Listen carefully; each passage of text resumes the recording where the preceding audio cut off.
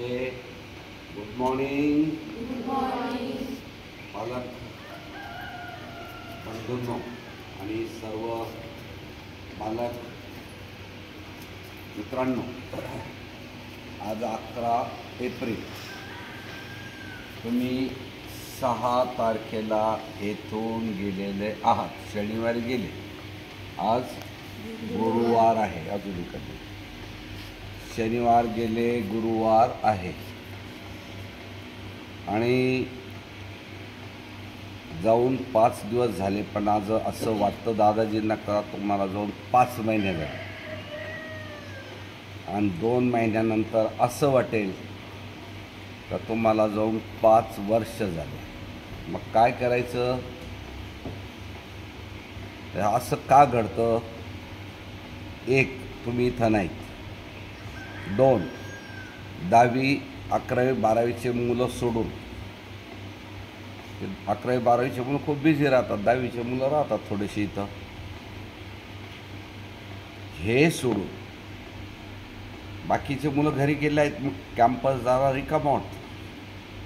पण बांधकाम चालू झाल्यामुळे बऱ्यापैकी बिझी की गाड्या 5-6 डंपर, JCB, फोकलड चालू आहेत, लेबर आहेत, इथं गर्दी आहे. इंटरव्ह्यूला कॉलेज करता 11वी 12वीला येणारे, KG ते 10वी येणारे रोज 10-5 लोक आहेतच, 10-20 लोक आहेत. तसे रविवारी खूप लोक आले होते, खूप मोठी संख्या होती. आपल्या जागा भरून गेलेल्या आहेत. हॉस्टेलला मुलांच्या जागा शिल्लक नाही. जागा शिल्लक असताना आम्हाला भरायच्या नाही असं कुणी वेडेपणा करणार नाही, पण जागा शिल्लक नाही. आणि तुमचं सर्वांचं इतकं जबरदस्त प्रेम आहे की प्रत्येक आत्मविश्वासाने बोलते की काळजी करू नका, दादाजी माझेच आहेत, दादाजी आमचेच आहेत, दादाजी माझेच आहेत, दादाजी आमचेच आहेत. आम्ही दादाजींना सांगून तुम्हाला जागा मिळेल. असं नका ना करू प्लीज, असं नका करू. काय करायचं ते अवघड दुखणं म्हणतात, अवघड दुखणं. म्हणजे खरोखर इथं एक वेळ स्कूलला जागा देता येतात, एक नसलं ते एक वर्ग वाढवतील किंवा एक बेंच 2 वाढवता येतात, दाटीने बेंच टाकता येईल. पण हॉस्टेल सिस्टीमला दाटीने कॉट टाकता येत नाहीत. आता ज्या खोल्या रूममध्ये आमच्या 12 कॉट आहेत, काहींच्या 20 कॉट आहेत, काहींच्या 8 कॉट आहेत, काहींच्या 7 कॉट आहेत, रूम ठरलेले. त्या रूममध्ये जर 2 कॉट किंवा 1 कॉट जर वाढली तर त्या तिथल्या मुलांवर अन्याय वर्षभर होतो. चालताना, ॲक्टिव्हिटी करताना त्यांना डिस्टर्ब येतो. रूमच्या साईजप्रमाणे त्या कॉट लावलेल्या असतात. त्यामुळे हॉस्टेलला जागा नाही, पण पालक खूप आग्रह करत राहतात हक्काने. परवा जागा नव्हत्या तरी देखील रविवारी खूप पालक आले होते, प्रचंड मोठी संख्येने. ते सकाळी 9 पासून रात्री 9पर्यंत इंटरव्ह्यू चालल्या आणि मी आजारी पडलो. ऊन होतं, इथं ऊन नाही, पण त्या हीटमुळं खूप बोलल्यामुळे, खूप पालकांशी चर्चा केल्यामुळे मला थकवा इतका आला की त्यानंतर मी परत 4 दिवस आजारी पडलो. तुम्ही शनिवारी गेले आणि रविवारी इंटरव्ह्यू झाले, आज गुरुवार आहे. सोमवार, मंगळवार, बुधवार माझा पुन्हा आजारात गेला. काल दुपारनंतर थोडं बरं वाटायला लागलं आणि आज गुरुवारी सकाळी पहाटेच मी इथं आलेलो आहे. समोर लाईट फिरवा फक्त आणि या परत लगेच इकडं एवढ्या सर्व त्याच्यात हे घ्यायला पाहिजे, तो स्टँड वगैरे. इतकं डबल नाही घेऊ, डबल नाही, हे फिरू दे ना. हां, तर जवळ आहे सियार, दोघी जवळ. मग आता ॲडमिशनचं अवघड आहे ना. झालं आहे ना आपलं नवीन हॉस्टेलचं काम, सुरुवात झाली. मोठं हॉस्टेल करायचं आपल्याला, छान करायचं, खूप छान करायचं. आमचे लाडके विद्यार्थी अजय काळे, आर्किटेक्ट पुण्याचे, यांनी फार सुंदर प्लॅन काढलेला आहे. खूपच छान प्लॅन आहे. आणि आमचे 5 नंबरचे जावई सुजितराव नायकवडी, RCC कन्सल्टंट पुण्यामधले, RCC डिझायनर, त्यांनी RCC प्लॅनेट खूप हेवी आणि छान दिलेलं आहे. आणि हे काम जे पहिले कॉन्ट्रॅक्टर आपण 1-1.5 वर्षापूर्वी 1 वर्षापूर्वी डिक्लेअर केलं होतं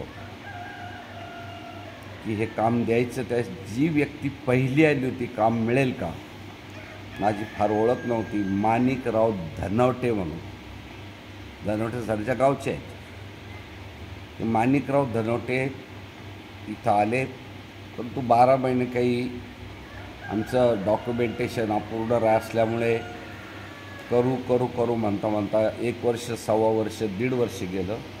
तर त्यांनी माझा पिछा सोडला नाही आणि या वर्षामध्ये कमीत कमी ते 100 वेळा मला भेटून गेले आणि विनंती करत होते की काम मला मिळावं. मी काही इतका मोठा कॉन्ट्रॅक्टर नाही, इतका ताकदीचा नाही, एवढा अनुभवाचा नाही, पण दादाजी तुमच्या गायडन्सखाली मी हे काम नक्की करू शकेल. असं काही समजू नका का जरी मी खूप छोटा असलो पण मोठ्याचा आशीर्वाद असला अनुभवी लोकांचा तर मला मोठा चांगला कॉन्ट्रॅक्टर होता येईल. मग त्यांनी आग्रह करून मध्यंतरी 15-20 कॉन्ट्रॅक्टर बरेच येऊन गेले. त्यांनी पण छान सहकार्य केलं, गायडन्स केलं, स्पेसिफिकेशनच्या नोट्स दिल्या, आपल्या प्लॅनवर अभ्यास केला. त्यांनी पण कोटेशन दिले, परंतु तुलनात्मक सर्वात छान कोटेशन माणिकराव धनवटे यांचं आल्यामुळे शेवटी आम्ही एक कमिटीने माणिकराव धनवटे यांचा कॉन्ट्रॅक्ट, त्यांचे पुतणे आहेत इंजिनियर, ते स्वतः कॉन्ट्रॅक्टर, आणि त्यांना हे कॉन्ट्रॅक्ट निश्चित करण्यात आलं, देण्यात आलं. त्यापैकी त्यांनी आता जवळजवळ 13-14 हजार एक मजला असे 6 मजले इतकं मोठं जवळजवळ 80-90 हजार स्क्वेअर फुटाचं काम ते होणार आहे. अजून काही त्याचं किचन जर धरलं, ओव्हरहेड टँक धरल्या, सेफ्टी टँक धरल्या, हे काम खूप मोठं होतं. तर जवळजवळ 90-95 हजार स्क्वेअर फीटाचं काम होतं. छान त्याला सगळ्या सुविधायुक्त केलेलं आहे माझ्या अजयने, अजय काळे आणि पाहुण्यांनी, सुजितरावने त्याला फार सुंदर त्याच्या बांधणीकरता RCC प्लॅन खूप सुंदर दिलेला आहे. आणि आता धनवटे सर त्यांना सहकार्य करत आहेत आणि काय अडचणी असतील त्या दूर करून काम चालू झालेलं आहे. पहिलं डिगिंग काम, ज्याला ट्रायल पीट किंवा पीठ म्हणतात किंवा डिश म्हणतात, जो खड्डा खोदणं खूप मोठा आहे, तो जवळजवळ उद्या संध्याकाळपर्यंत पूर्ण होईल. 5 फूट काळी माती काढण्यात आलेली आहे, 5 फूट काळी माती काढण्यात आलेली आहे आणि खाली शेड लागलेली आहे 6व्या फुटाला. ती शेड पक्की शेडपर्यंत म्हणजे 5 फूट शेड काढली. एक्झॅक्टली जवळजवळ 10-10.5 फूट त्यांनी खोदाई केली आणि उद्या संध्याकाळपर्यंत ते सर्व मटेरियल काढून त्यातील काळी माती आपल्या आस्तागावच्या माथ्यावर टाकली आणि पिवळी माती स्टॉक करून इथं ठेवली आपल्या फुटबॉल ग्राउंडवर. ती रिफिलिंग करावं लागेल. पिवळी माती आपल्या फुटिंग आटोपल्या, खालचं काम आटोपलं तर त्यात पिवळी माती टाकून वरून मुरूम टाकून प्लिंथ लेवलपर्यंत आपल्याला वर यायचं. याप्रमाणे आता कामाला गती आलेली आहे. खरं तर माझ्या आजारामुळे असं हिम्मत होत नव्हती काम सुरू करायची, नाही करायची. शेवटी अखेर केलं. मला सर्वांना ज्ञात आहे की मला चेन्नईला ऑपरेशनला जाणं आवश्यक आहे. डेट मी सांगेल त्याप्रमाणे माझे डॉक्टर पलानीवेलू चेन्नईचे, मी सांगेल त्याप्रमाणे खूप उपकार आहे माझ्यावर. मी देशमुख डॉक्टर, गुंजाळ डॉक्टर, किशोर मामा, आम्ही सांगू, पूनम मॅडम, आम्ही चौघं सांगू त्याप्रमाणे ते डेट देतो. फक्त एखादा 2 दिवस मागं पुढं. त्यामुळं चेन्नईला मला ऑपरेशनला जावंच लागेल. परंतु पाऊस झाल्यावर त्याच्या खड्ड्यातलं काम आहे, ते पाणी जर झालं तर अवघड होईल, खर्च वाढेल. म्हणून निर्णय असा झाला की खड्डा आता आटोपला, उद्या परवा सोलिंग होईल, PCC होईल, फुटिंग होईल, कॉलम होतील, बीम होतील आणि मग वर भरून आणायचं काम चालेल. आणि त्या काळात मग मी चेन्नईला जाऊन येतो. चेन्नईला कदाचित 20 दिवस ते 30 दिवस माझा मुक्काम चेन्नईला राहील.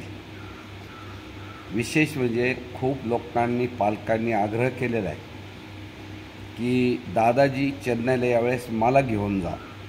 मी माझ्या खर्चाने येतो, मी माझ्या खर्चाने राहतो आणि आम्हाला तुमची सेवा करायची आहे. खूप माझ्या पालक मुलांनी आणि पालक मुलींनी खूप आग्रह केला. हे प्रेम जगात मिळत नाही, सहजासहजी मिळत नाही. आणि त्यांनी अगदी शपथ घेऊन सांगितलं, दादाजी आम्हाला यायचं.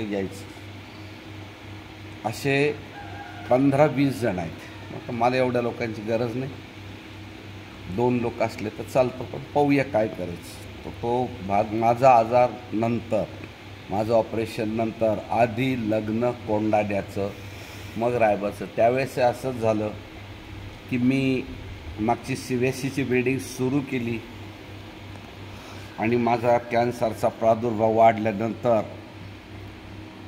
मग मी चेन्नईला गेलो, आपलं त्यावेळेस कोइंबतूरला, आणि इकडं काम होतं. मग देवाला प्रार्थना केली, तुला चक्कर येईल, तिथे गेलो, प्रार्थना येईल. आणि मग त्या ठिकाणी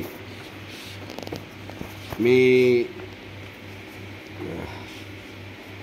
देवाला सांगितलं, काय माझं चुकलं आहे, मी तर बिल्डिंग सुरू केली एवढी मोठी, प्रकल्प, मी ड्रीम प्रोजेक्ट सुरू केला, स्ट्रेट सेट ड्रीम प्रोजेक्ट सुरू केला. आणि आता माझ्या शरीरावर मोठी बला आलेली आहे.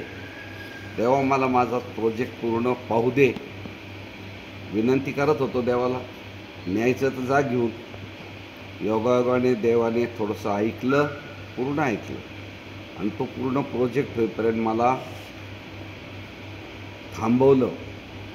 त्यानंतर प्रीतीविहारचा प्रोजेक्ट मी हाती घेतला, 2 वर्ष गॅप देऊन. त्यावेळेस मला त्रास झाला होता, परत मला चेन्नईला न्यावं लागलं होतं.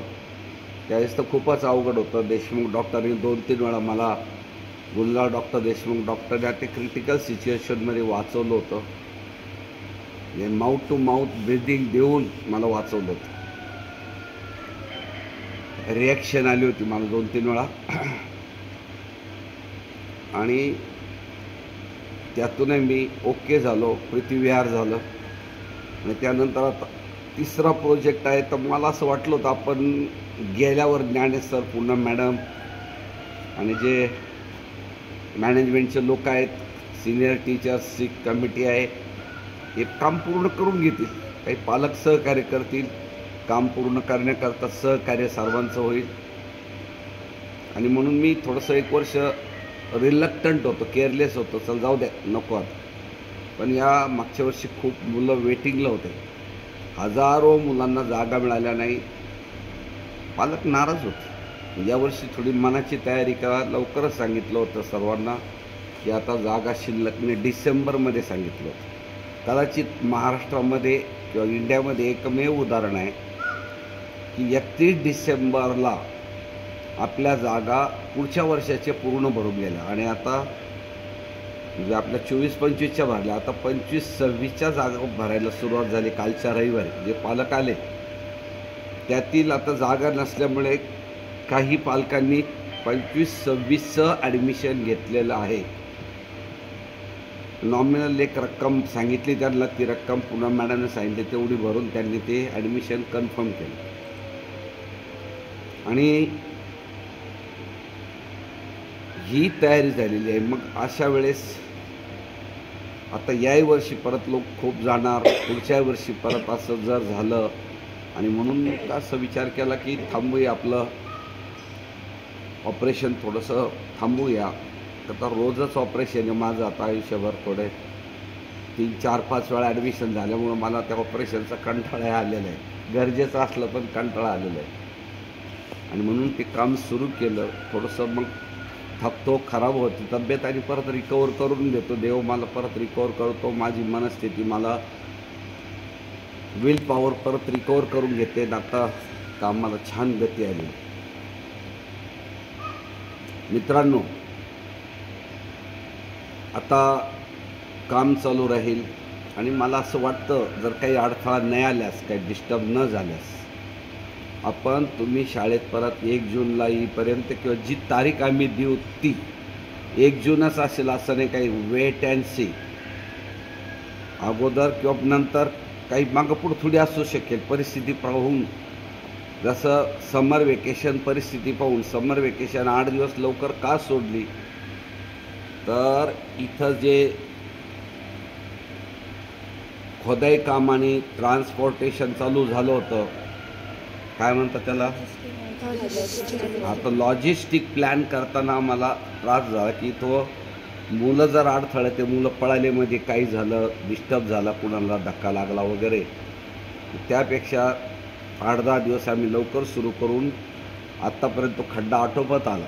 समजा आत्तापासून जर सुट्टी दिली असती आम्ही 15-16 किंवा 18ला, तर मग खोदाई लेट झाली असती, मग फुटिंगा लेट आणि खालचं काम लेट होऊन पावसाळा सुरू झाला असता आणि मग परत लाखो रुपये पाण्यात गेले असते, खर्च वाढला असता. म्हणून लवकर सुट्टी म्हणून सांगतो असतो की परिस्थितीप्रमाणे आम्ही निर्णय घेतो. हार्ड अँड फास्ट ठरवता येत नाही.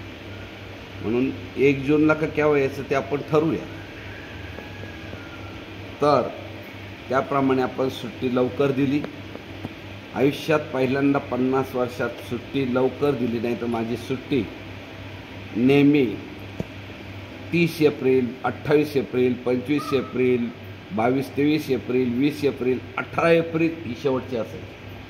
18 एप्रिलच्या आधी मी माझ्या आयुष्यात मी शाळेचे, इतर शाळेचं काय गव्हर्नमेंटचा महाराष्ट्रात मी विचार केला नाही. 18 एप्रिल नंतरच माझ्या सुट्ट्या असायच्या.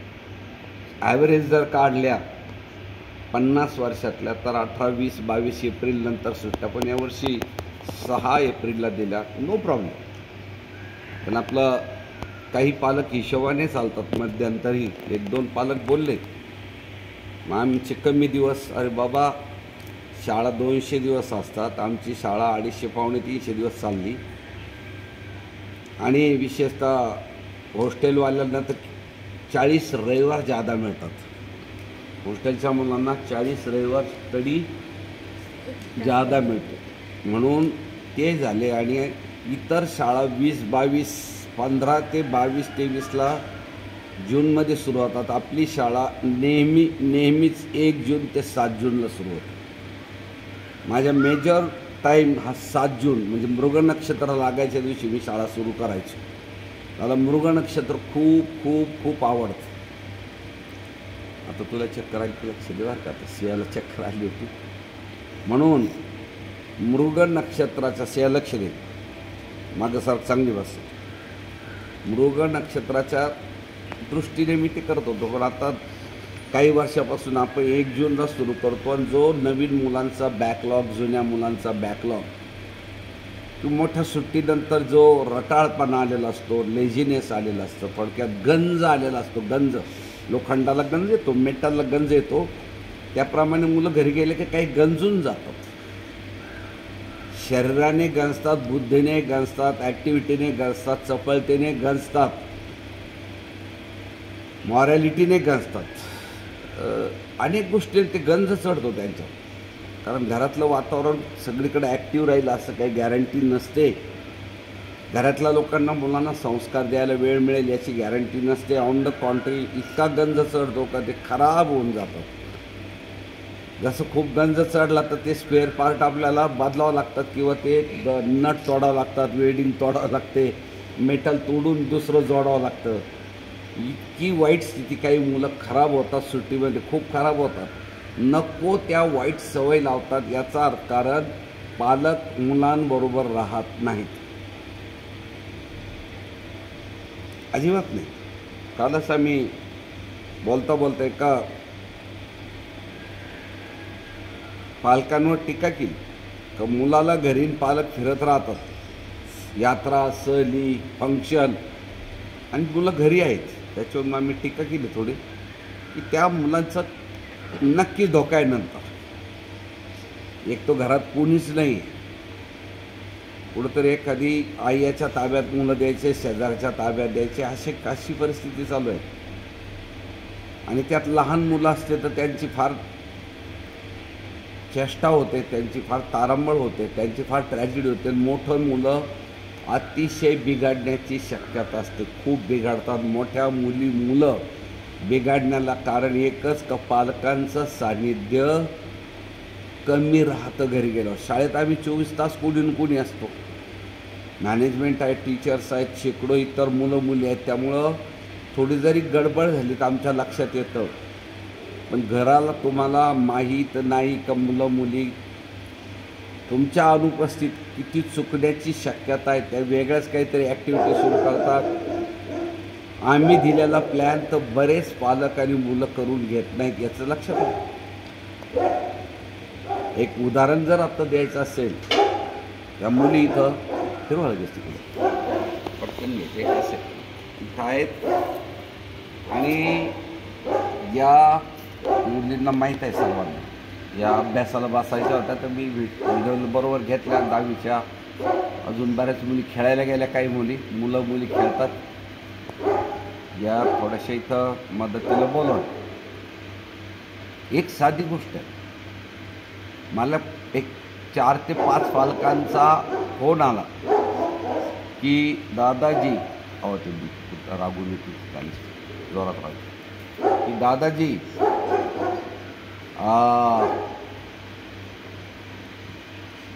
आमच्या मुलांना तुम्ही जो डिक्शनरीचा पॅटर्न दिला, आम्ही सर्वजण कुटुंबातील लोक आनंद घेत आहोत.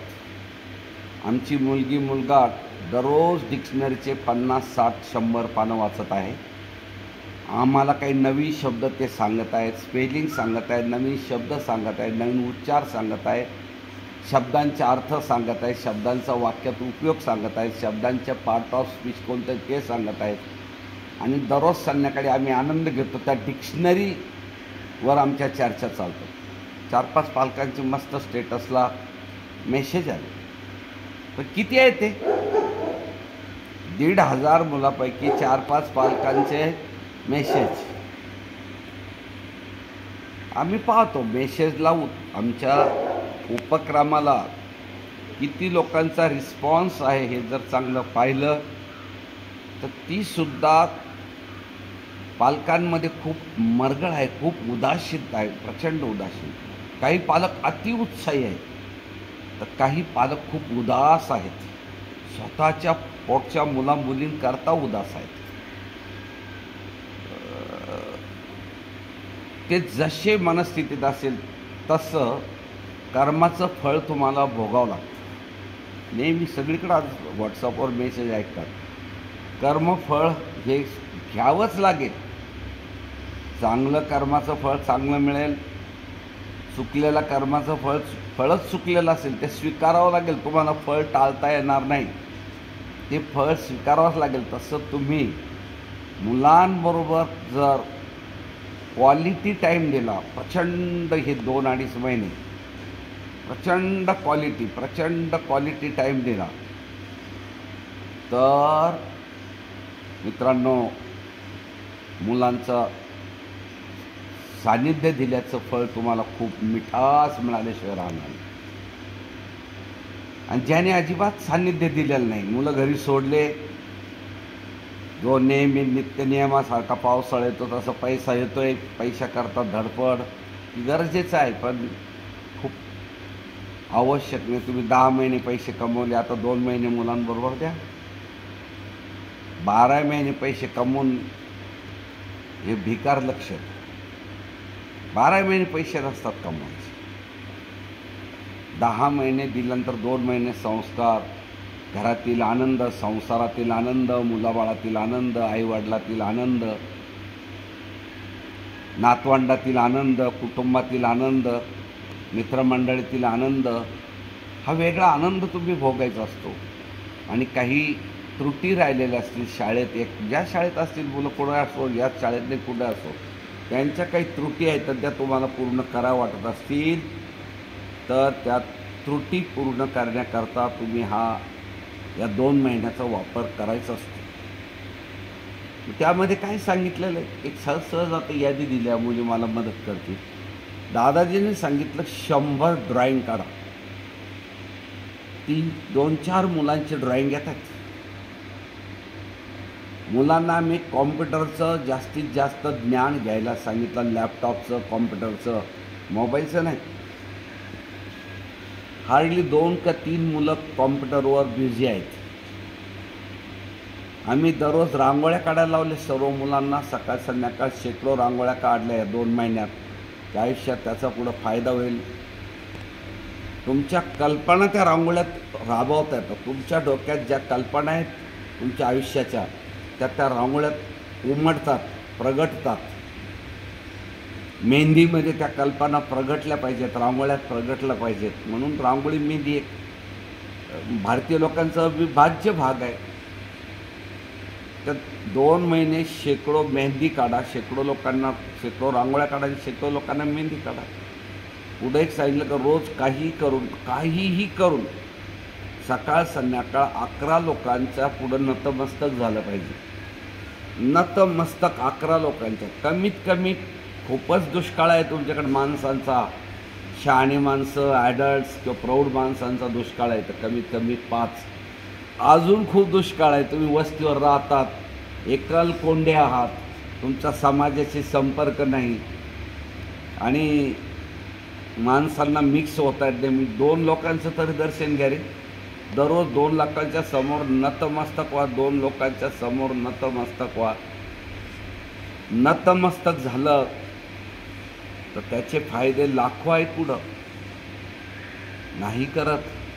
नंतर मी एक सांगितलं होतं की तुम्ही 9वीच्या मुलांनी 90, 7वीच्या मुलांनी 70, 4थीच्या मुलांनी 40, असं त्याचं वर्ग गुणिले 10. इतके जनरल नॉलेजचे, ग्रामरचे, कॉम्प्युटरचे किंवा गोष्टीचे, मराठी गोष्टी, हिंदी गोष्टी, इंग्लिश गोष्टीचे इतके पुस्तकं स्वस्त आणि छोटे घ्या, पण त्यांना वाचायला लाव तेवढे पुस्तक. 5वीच्या मुलांनी 50 पुस्तकं वाचणं 2 महिन्यात, डिक्शनरी वाचून आणि इतर ॲक्टिव्हिटी करून 50 पुस्तकं फार नाही. तर पालकांना विकत घेणं फार नाही.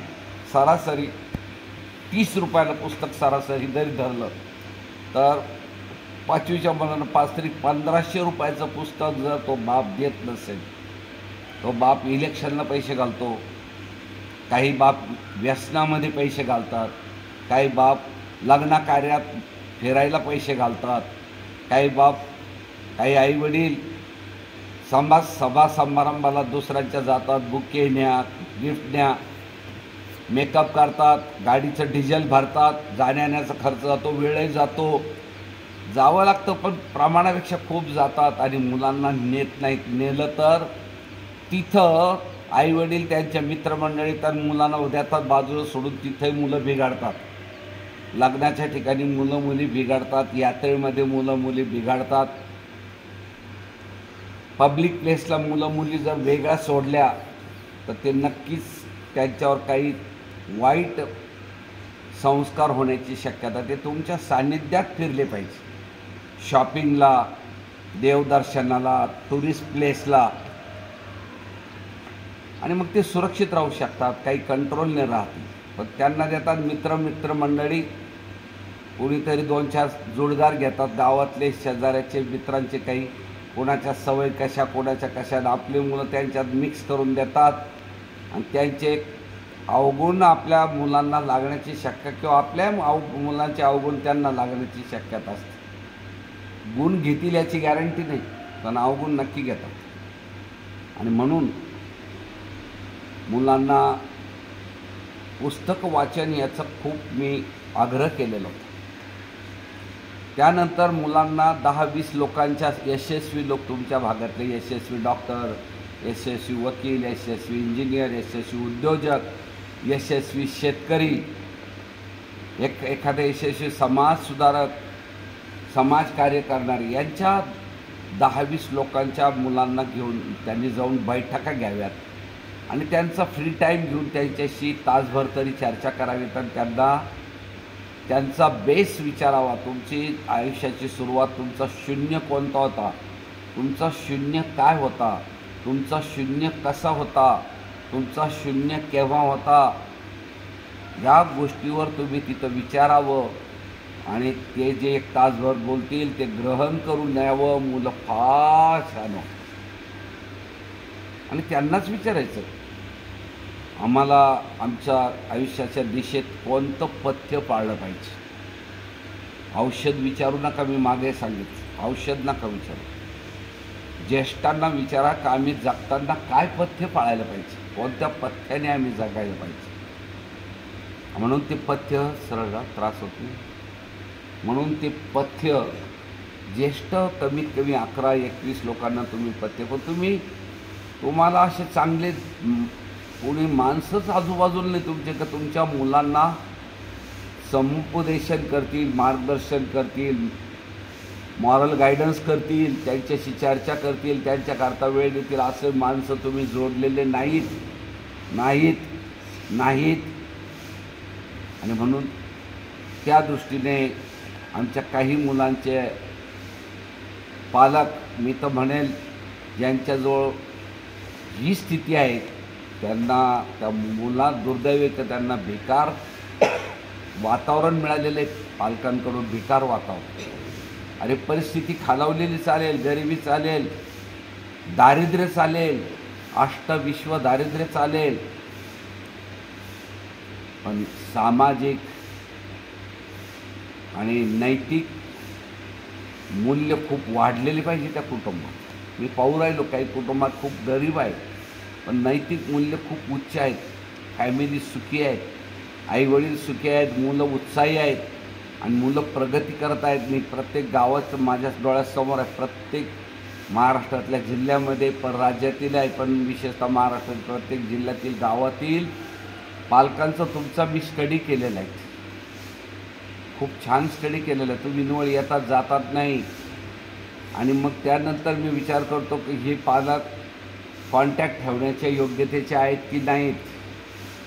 आपण प्रमाणापेक्षा यांच्याबरोबर जवळीक केली, कधी कधी लक्षात येतं का आपली चूक होते, कधी कधी पश्चाताप होतो का आपण ह्या पालकांना थोडंसं जवळ करायला पाहिजे होते. यांच्यात खूप क्वालिटी आहेत, असे पालक आहेत का ज्यांच्यात खूप क्वालिटी आहेत पण आपल्या जवळ आलेले नाहीत. आणि असं कधी कधी होतं का या लोकांना आपण खूप जवळ केलं पण यांच्याजवळ जरा क्वालिटी खूप कमी आहे किंवा सेल्फिशनेस आहे, सामाजिक भान कमी आहे, समाजाप्रतीची कळकळ कमी आहे, मुलांचं संगोपन कसं करायचं याची यांना जाण नाही, यांचं संसारामध्ये पैसे कमावण्याव्यतिरिक्त यांच्या डोक्यात काहीच नाही. मुलांवर बरोबर वेळ देणं, मुलांकरता संगोपन करणं हे फक्त माझ्या स्टेटसवरून पाहिलं तर फक्त 3-4-5% पालक मुलांवर लक्ष ठेवून आहेत.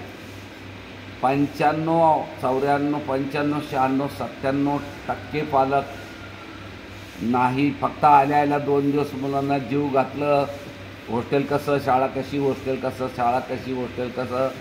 आणि पाहुण्या रावळ्याला शेजाऱ्या सायला माझं लेकरू राहत्याला आहे, माझं लेकरू डांगे स्कूलमध्ये. परत तुम्ही त्यांना विसरूनही गेलात. मी पाहतो मुलं घरामध्ये एकटे आहेत. मी खूप वेळा सांगितलं का मुलांना शॉपिंगला न्या, मुलांना मार्केटला न्या, मुलांना तुमच्या व्यवहाराच्या ठिकाणी, तुम्ही कलेक्टर ऑफिसला जातात का कमिशनर ऑफिसला जातात का MSCBीत जातात का मॉलमध्ये जातात का पोलीस स्टेशनला जातात की शेतीत जातात का ॲग्रो सेंटरला जातात की दुकानात जातात का वेगवेगळ्या ऑफिसला जातात. तुम्ही जिथं जिथं जातात दिवसभर 2 महिने तुम्हाला मुलं बरोबर ठेवता येत नाही, मुली बरोबर ठेवता येत नाही, तुम्हाला संकोच वाटतो, तुम्हाला लाज वाटते मुलं नेताना. शॉपिंगला किती वेळा सांगितलं का मुलांचं जनरल नॉलेज खूप गरजेचं आहे.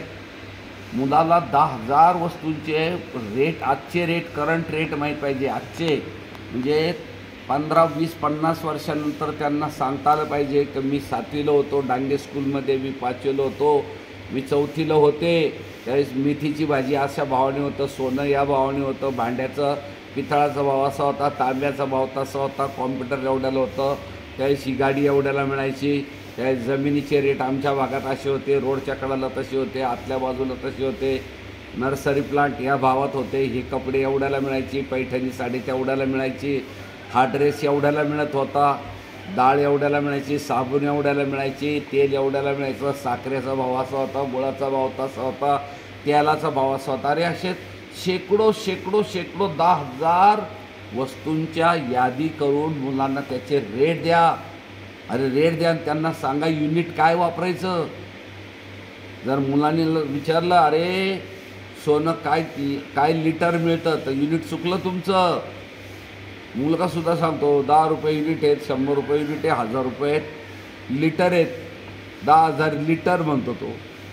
त्याला युनिट वापरते नाही का. लिटर युनिट म्हणजे ग्रॅम आहे का तोळा आहे का लांबी आहे का रुंदी आहे का रुपये हा युनिट आहे का लिटर आहे का मीटर आहे डॉलर आहे. हे जे युनिट आहेत हे वेगवेगळ्या युनिटसह रेट द्या त्यांना. हे भाव तुम्ही सिंगलचे देतात का डझनचे देता का शेकड्याचे देता हे सांगा. आंबा घेताना शेकड्यानं घेतात, काही मोठ्या वस्तू घेताना डझनानं घेतात, काही वस्तू घेताना जोडीने घेतात, त्याला जुडी म्हणतात. काही सिंगल घेतल्या जातात. फ्रीज काय भाव चालू आहे, फ्रीजच्या कंपन्या कोणत्या आहेत, उन्हाळ्यामध्ये आता जे वस्तू वापरतात त्या साध्या कुल्फी आईस्क्रीमचे सुद्धा परफेक्ट रेट कोणत्या कंपनीचे काय ते सुद्धा मुलांना माहीत नाहीत. फक्त बापाने घेतलं, आईने घेतलं, मुलांनी घेतलं, खाऊन टाकलं. या व्यतिरिक्त काही नाही रे, काही नाही. तेलाचे, साबणीचे, मेकअपच्या सामानाचे बारीक बारीक कंगवा केवढ्याला मिळतो, अमुक तेल काय भाव मिळतं, ही पावडर केवढ्याला मिळते, हे क्रीम केवढ्याला मिळतं, ह्या औषधं केवढ्याला मिळतात, कोणत्या औषधाला बेसिक ड्रग कोणता आहे. साधं पोट दुखायला लागलं तर मग काय गोळी घ्यावी, डोकं दुखायला आलं तर काय घ्यावी, अंग दुखत असेल तर सध्या टेम्पररी कोणती गोळी घ्यावी, एक रात्र 2 तास टाईम पाडण्याकरता कसं डॉक्टरकडे जाईपर्यंत काय औषध घ्यावं. या छोट्या छोट्या खूप गोष्टी शिकवायच्या. तुम्हाला वेळ नाही. मी नावं घेईल. जर राग आला ना मला ओपन बोलायचं असेल तर मी सगळ्या पालकांचे नावं घेईल. कोण पालक आहे का बेफिकीर आहेत, कोण पालक आहेत की प्रचंड आदर्श आहेत. मी पाहतो स्टेटसमधून प्रचंड आदर्श पालक.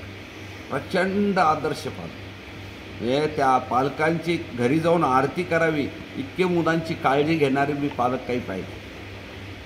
आणि काही पालक सैतान अजिबात मुलाबरोबर वेळ देत नाहीत. मग आता अजून तरी सुधारा. आत्ताशी 5 दिवस झाले मला खूप त्रास होतो. माझ्या मुलांचे स्टेटसला फोटो येत नाही, काय करतात काय नाही. स्वयंपाक करताना सुद्धा खूप छान मुलांचे फोटो. मी मुलांना पण स्वयंपाक सांगितला.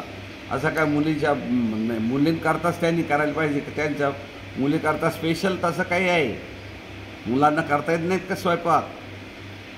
काही मुलं चारा टाकताना दिसत नाही, कुणी मुलं गोठ्यात काम करताना दिसत नाहीत, कुणी गाईची धार काढताना दिसत नाहीत, आणि काही फक्त फोटो करता त्या ॲक्टिव्हिटी जाणारी मुलंही माझ्या लक्षात आले. फोटो करता. आता साधा आम्ही कॉलेजच्या मुली माझ्याकडे इथं त्या पूनम मॅडमने परवा कोणता सण होता गुढीपाडव्याला सर्व मुलींना पोळ्या, त्यांना उंडा तयार करता येत नव्हती त्या गधाड्यापुरी. काय करतात ते आईवडील, त्या मुलीची आई काय करतात त्या उंडा करता येणं. पीठ उंड्यामध्ये पुरण कसं घालायचं, दाबायचं कसं, त्यांनी इतक्या विचित्र होत्या. ते फोटो काढले. पूनम मॅडम आणि त्या अश्विनी मॅडम इतक्या हसत होत्या. बाकीच्या मॅडम इतक्या गधाड्या मुली काय करतात, निवड वाढल्या आहेत, लग्नाला आल्या, आता 12वी झाल्या, थोडेसे 1-2 वर्ष शिकवले का झाले, लग्नात नव्हतील पोरण, बस संख्याच वाढवायचं काम आहे. एकदम गधाड्या मुली. याचं कारण त्या आया तशाच आहेत. त्यांना कम्युनिकेशनसुद्धा माहीत नाही, इंटरॅक्शनसुद्धा माहीत नाही आयांना.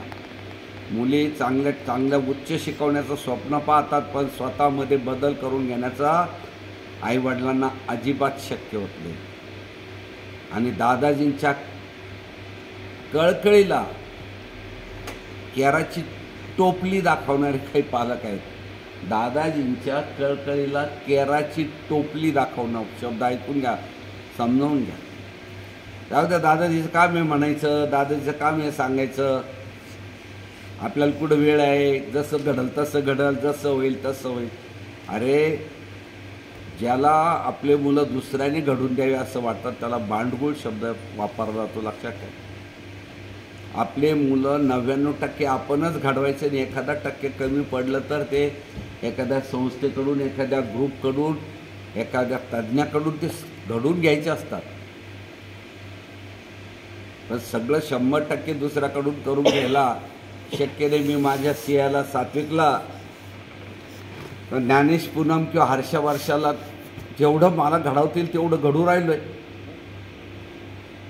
दुसऱ्याच्या भरोश्यावर नाही. दुसऱ्याच्या भरोश्यावर असतं तर मी ज्ञानेश सराला मोठमोठ्या इन्स्टिट्यूशनमध्ये टाकलं असतं. तिकडं ये बाबा, तिथं 5 वर्ष अनुभव घेऊन ये. पूनम जा तिकडं 10 वर्ष अनुभव घेऊन ये. अरे, आपल्याकडला आपण जेवढा अनुभव देता येईल तो ओरिजिनल आहे, सत्य आहे. तिकडं 4 अनुभव दिले तर ते मोजले जातील आणि त्याची किंमत लावली जाते. आणि घरातल्या अनुभवाची किंमत नाही लावत आपण, त्याची रेट ठरत नाही आपला. मी तुला हा अनुभव दिला बाळा, मुली, मुला, सुनाला, नातवाला तुला हा अनुभव दिला, आता याचे एवढे रुपये मला दे, असं नसतं. म्हणून घरातल्यांनीच तो अनुभव द्यायचा असतो. थोडाफार जो तुम्हाला अजिबात शक्य नाही तो बाहेरून घ्यायचा असतो. म्हणून पालक मित्रांनो, मी खूप अपेक्षा करत होतो की आता मुलं लवकर गेले, 100% पालकांचे मला स्टेटस आहे. मी एक सांगू का तुम्हाला, जर मी आज ठरवलं ज्याचे डिक्शनरीचे 5 राऊंड झालेले नाही त्याचं ॲडमिशन कॅन्सल, तर माझ्यावर फुलांचे हार पडतील हजारो. कारण असे जर ज्यांनी डिक्शनरी अजिबात केलेली नाही, तर मी सांगितलेल्यापैकी त्यातलं 5%, 10%सुद्धा वस्तू केलेल्या नाही, त्या मुलांच्या जर मी ॲडमिशन कॅन्सल केले आणि तिथं नवीन ॲडमिशन घेतले, तुमचे पैसे देऊन टाकील परत. 1 रुपया ठेवायचं नाही. मग काय वाटेल? तर ज्यांना ॲडमिशन मिळत नाही त्यांना विचारा काय परिस्थिती. परवा पालक 7-8-10 पालक रडत होते. पूनम मॅडमकडे रडत होते, ऑफिसमध्ये रडत होते, इतर टीचरला काही करा, दादाजी ॲडमिशन द्या. चांगल्या ठिकाणी ॲडमिशन द्या. त्याच्यात एखादा 2 पालक उलट सापडले आम्हाला. 1-2 पालक उलट सापडले. गावांचे नावं आहे त्यांचे. कोण काय बोलतं, कोण काय नाही, इतकं करूनही ते राहतच. त्याला काही वाईट नाही. प्रभू रामचंद्राला देखील अशा कुलट लोकांचा सामना करावा लागलेला आहे. त्याची नोंद आहे. पण प्रभू रामचंद्राकडे माहीत होतं तर तो कुलट धोबी आहे म्हणून. त्या धोब्याचं नावही माहीत होतं. प्रभू रामचंद्रांनी त्या धोब्याला डिस्टर्ब नाही केलं, सीतेला वनात सोडून आले. तसे जे काही कुलट, इतकं करूनही कुलट पालक असतात, ती त्यांच्या बुद्धीची झेप तेवढी आहे. त्यांचं घरातील वातावरण त्या टाईपचं आहे, त्यांचा स्थायी भाव तसा आहे. तसं ते एखादे टक्कर राहतात किंवा 1000 ते 1-2 असे असतात. त्याचे रिपोर्ट आहेत, पण खूप मायक्रो रिपोर्ट आहेत वेगवेगळ्या ठिकाणचे. ते घ्यावे लागतात. संस्था चालवताना संस्थेचं CID खातं भारी लागतं. देश चालवताना देशाचं CID खाते चांगलं लागतं. पण त्याच्यापेक्षा आम्हाला एक आनंद, काही पालकांचं अंतःकरणापासून ओतप्रोत प्रेम या शाळेवर आहे. नाटकी प्रेम नाही, ओरिजिनल प्रेम आहे. त्यांच्या मुलावर आहे, त्यांच्या मुलीवर आहे, शाळेवर आहे, टीचर्सवर आहे, इथल्या मॅनेजमेंटवर आहे, इथल्या निर्णयावर प्रेम आहे. इथल्या निर्णयावर प्रेम आहे आणि निर्णय घेणाऱ्या मॅनेजमेंटवर प्रेम आहे. आणि नक्कीच काही टक्के त्यातलं दादाजींवर प्रेम आहे. आणि ते प्रेमच आम्हाला एवढ्या आजारातून काम करण्याला स्फूर्ती देतं. तुम्ही प्रेम करता म्हणून आम्हाला स्फूर्ती मिळते. तसं काही या वयामध्ये काम नसतं करायचं. या वयामध्ये निर्णय नसतात घ्यायचे. या वयामध्ये फार मोठे स्वप्न पाहायचे नसतात. पण तुमच्या प्रेमाने मला उद्युक्त केलं जातं, जागृत केलं जातं आणि त्या पद्धतीने आम्ही निर्णय घेतो. हे वय विश्रांतीचं आहे. हे वय सगळ्या जुन्या नातेवाईक, मित्र मंडळी, परिवाराकरता देण्याचं आहे. पण आम्ही जे करतो ते 2 मिनिट सात्विकला खेळा.